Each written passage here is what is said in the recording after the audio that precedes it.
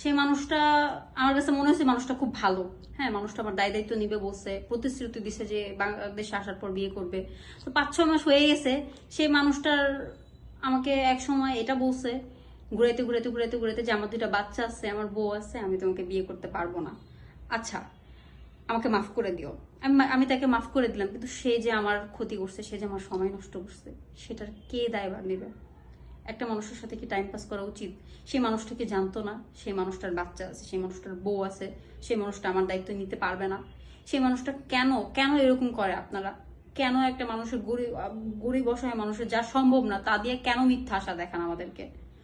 Please আর মিথ্যা আশা দেখাইবেন না, আমাদের পাশে থাকবেন। আর আমি আমি আসলে এমন একটা মানুষ চাই যে আমার দায়িত্ব নিবে, একটা ভালো মনের মানুষ চাই যে নামাজ পড়বে, পরেশগারি থাকবে। আর যদি দাড়ি টাড়ি থাকে তা আরো আরো আলহামদুলিল্লাহ। এমন একটা মানুষ আমি খুবই আশাবাদী। আর আশা করি যে এমন কোনো মানুষই ভাইয়াকে নক করবেন।